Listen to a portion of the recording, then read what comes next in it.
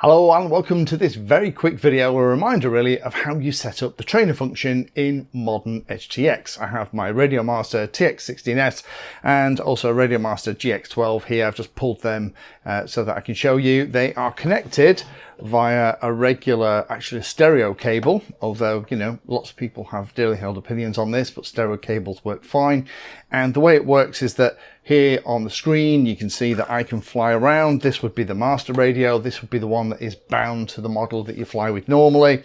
And then this would maybe a smaller, cheaper radio that you could put in the hands of somebody that you're teaching to fly. So as I move around, you can see that I'm in full control of all of the pieces on the radio. As soon as I flick the switch, that then becomes this radio, and through the wired connection I can hand over control to the person I'm teaching to fly. If they get into trouble, I can take back control at the flick of a switch and take it over. So let me just zoom in very quickly, show you what you do on both these radios, because it actually isn't too tricky.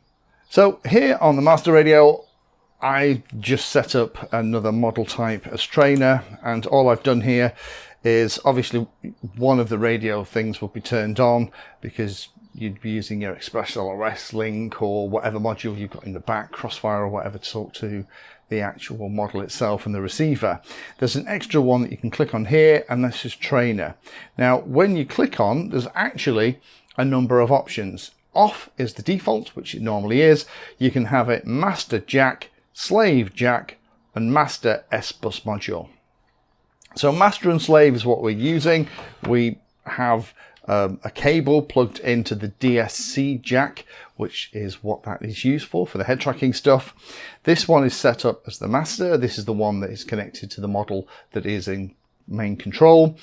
There's also this one at the bottom, master S-bus module. So RadioMaster do a module that you can plug in the back, that you can plug in and some kind of S-bus module, an Express LRS receiver, configure S-bus, or maybe an older FreeSky receiver or Fataba or whatever, and you can actually then use that as a wireless connection so that you don't need to have a cable. Personally, I'm a fan of the cable. I'm not a fan of wireless things. Having the cable is a very visual indicator that everything is set up, and also anyone that's wandering around can see that you're actually teaching. And that is mostly everything that you have to do. So I've got mine set for master jack because this is the master radio. The only thing you need to do is set up a special function, and I've set it on a switch, and the special function is trainer. The value then can be different axes. You can bring over just the rudder, elevator, throttle or aileron. You can have the channels. I've just selected channels so that it'll get pretty much all of them that you're going to need. Make sure it's enabled, and then that is good. So then when I flick the switch, the control is passed to the other radio. So the master is really simple. So here on the student radio, it is even easier really. If we go into the model and we go one page across and we scroll all the way down, underneath where it talks about internal external RF, you have the option for trainer, and if we select that, we have the options for master jack, like signal lost. There we go, it's lost the trainer because it stopped sending them.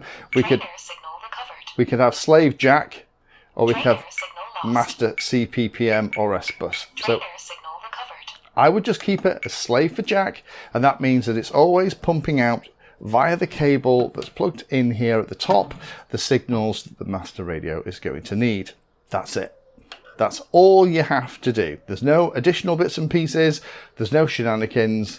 That's as simple as it is. As you hear, as soon as slave jack is set on here, the DSM stuff starts streaming out the back of the radio. I would recommend though, turn off the RF stuff in here, both the internal and external RF. There's no point having your radio running down the battery if all of the signals from here is going to go over a cable. And with both of those two things set up, then you're in great shape, because it means that you can fly the model, and then when you're ready, you can get everything all set, flick the switch, and then it's handed over to your buddy. They can be flying around. If they get into trouble, you can take it back over and recover it. So quick whistle-stop tour. Again, links down below for some more sophisticated stuff, but setting it up in modern EdgeTX is really simple. Thank you for watching my video. Check out the playlist, and adding Pedantry 60 to your search terms will help you find my content. If you haven't done so already, please hit the like and subscribe button. It helps a lot. You can support the time I spend here answering questions and helping others by using the links in the video description.